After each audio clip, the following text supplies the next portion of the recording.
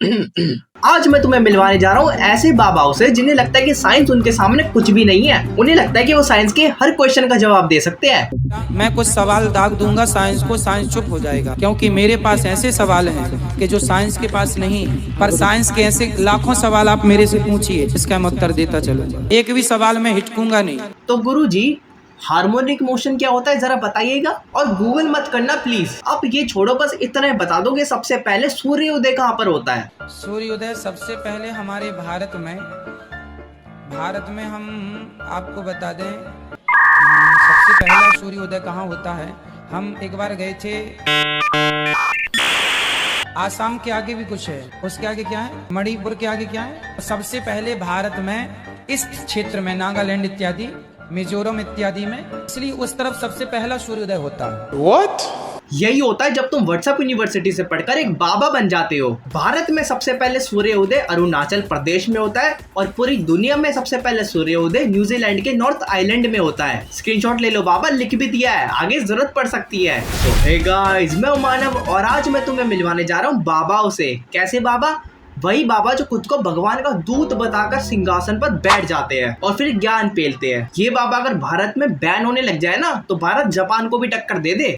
एक आदमी हमसे बोला कि महाराज जी, आप लोग गाय को माता कहते हो तो भैंस को बुआ कह सकते हो आप लोग। हमने उसे बिठाया, हमने उससे कहा, बेटा ये बताओ तुम्हारी बहन है?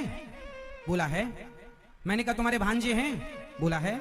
मैंने कहा तुमने अपनी माँ का दूध पिया है कि बहन का दूध पिया है? बोला माँ का पिया है। मैंने कहा दूध तो तुम्हारी बहन भी देती है, पर तुमने माँ का ही क्यों पिया है? दूध तो तुम्हारी बहन भी देती है। अरे बाबा, नोटी क्यों हो रहे हो? आपने तो पर्सनली ले लिया किंकी बाबा।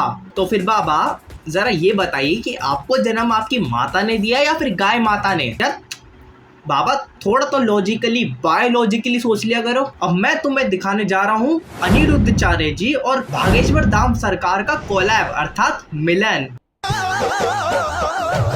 बारूद बदन बन जाए, इश्क बने चिंगारी, एक हिंद का बेटा देखो।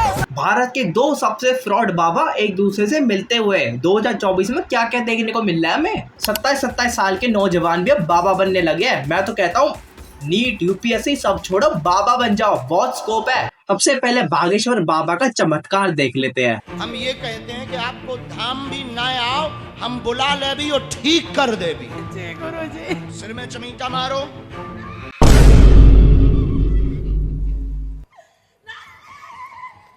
राम राम राम राम राम राम राम।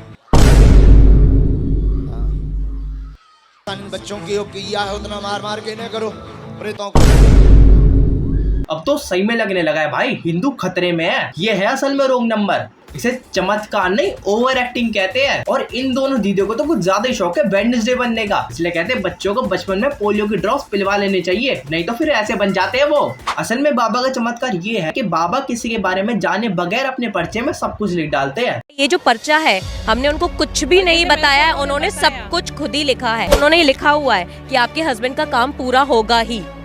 विश्वास है आपको? विश्वास है, डेफिनेटली विश्वास। आने से पहले हमने भी सोचा था कि ऐसा कुछ होता है, पर नहीं, हम ना कभी उनसे मिले हैं और ना कभी भी, बस हमने इंस्टाग्राम पे उनको देखा। और दीदी को शायद 200 रुपए ज्यादा पेटीएम हो गए। इंस्टाग्राम पर देखा मतलब फॉलो भी किया होगा, और वहां जाने से पहले इनकी क्रू से बात भी करी होगी, और फिर बेसिक से डिटेल इनके बारे में जानकर इनके मुंह पर फेंक के मार दी होगी। बस उसी में खुश हो रही है ये तो। भाई आज के समय में किसी की डिटेल्स निकालना कितना आसान हो गया, तुम्हें पता नहीं होगा। अगर तुम्हें अभी भी विश्वास नहीं है ना, तो फिर ये वीडियो देख लो तुम।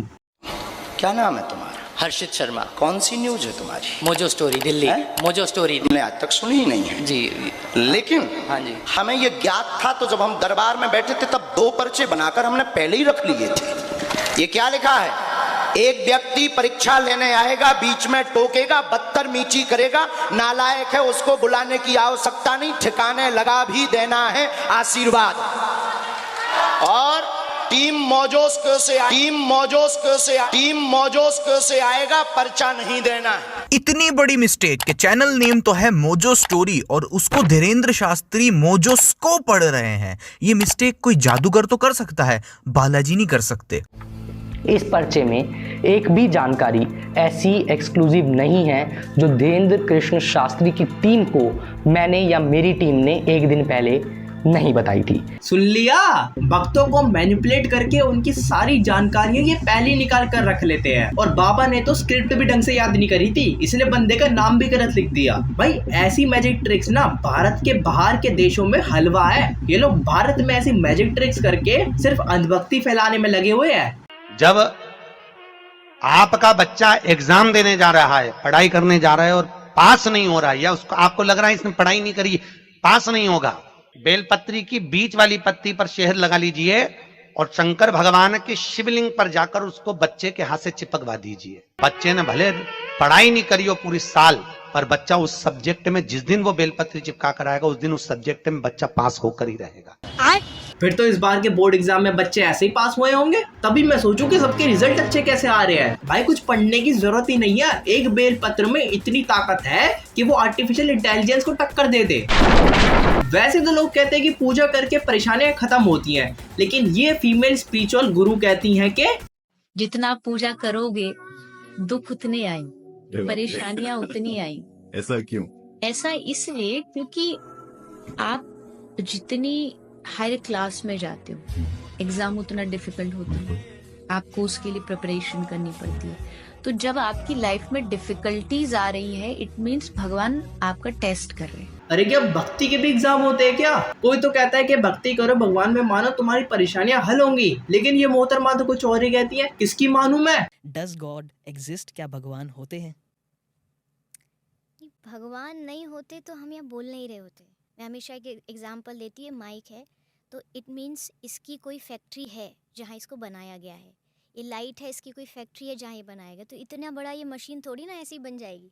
वेट मैम, एक्चुअली में ये माइक किसने बनाया है हमें ये पता है, लेकिन इस क्रिएशन को किसने बनाया है हमें आज तक उसका एविडेंस कभी मिला नहीं है। बिग बैंग भी बस अभी एक थ्योरी ही है, इसका मतलब ये नहीं बता सकते कि गॉड ने ये क्रिएशन बनाई है। लगता है दीदी ने ह्यूमन नेचुरल डेवलपमेंट नहीं पढ़ा। अब चलते हैं फाइनल ब्रेकडाउन की तरफ। बाकी सबको तो फ्रॉड एक्सपोज कर दिया, अब इनका कर लेते हैं। भागवत जी के अष्टम स्कंद के 10वें अध्याय में लोग कहते हैं भागवत जी में राधा का नाम नहीं है, राधा का नाम नहीं है। ये लोग गलत कहते हैं, जो भी कहता है गलत कहते हैं। लिखा हुआ मैं आपको श्लोक दिखा रहा हूँ। भागवत जी के 8वें स्कंद के 10वें अध्याय में श्लोक नंबर 40 है, लिखा है उद्यतायुध दौरदंडई राधावंतो भटान मृधे। राधावंतो गठान वृज? क्या ये मुंह से सुपारी निकाल के बात कर रहे हो? राधावंतो लिखा, स्पष्ट लिखा गुरुजी। ऐसा है, नाश मत करिए। आधावंत है, आधावंत में दौड़ते हुए या संधि हो गई है गुरुजी। नहीं ये गलत बात आप जो है आधावंत। गुरुजी वाह, आधा वन को राधा पढ़ रहे हैं। ऐसे गुरुजी जी ने पढ़ने ही नहीं आता। यही होता है ज्यादा ज्ञान बांटने से। यही है रोंग नंबर। बहुत से लोग होंगे जो इस वीडियो को देखने के बाद ऑफेंड हो गए होंगे, और बहुत से लोग होंगे जो जानते हैं कि ऐसे बाबा इस देश का क्या हाल कर रहे हैं। तुम उन देशों का हाल देख लो जहाँ पर बाबा और रिलीजन प्रोपागेंडा कम है, और उन देशों का हाल देख लो जहाँ पर रिलीजियस प्रोपागेंडा चलते ही रहता है। साफ बात है भाई, जब तक इस देश में बाबा रहेंगे ना, तब तक इस देश से अंधभक्ति मिटने नहीं वाली है। तब लोग अंधभक्ति में आकर वोट देते रहेंगे। खैर चलो यार, बस आज के लिए इतना ही रखते हैं। तुम्हें वीडियो अच्छी लगी तो लाइक कर देना, चैनल पर नहीं हो तो सब्सक्राइब कर देना। मिलते हैं अगली वीडियो में। Thanks for watching, bye. युग में आदमी सिर्फ पैसे के पीछे भाग रहा, ना भक्ति से मतलब, ना ज्ञान से मतलब, ना वैराग्य से मतलब। उसे लगता पैसा पैसा पैसा, ऐसा उसे आजकल दुनिया वालों को देखकर ऐसा लगता है जैसे ये मरेगा तो पूरा लेके मरेगा, पूरा बांध कर ले जाएगा।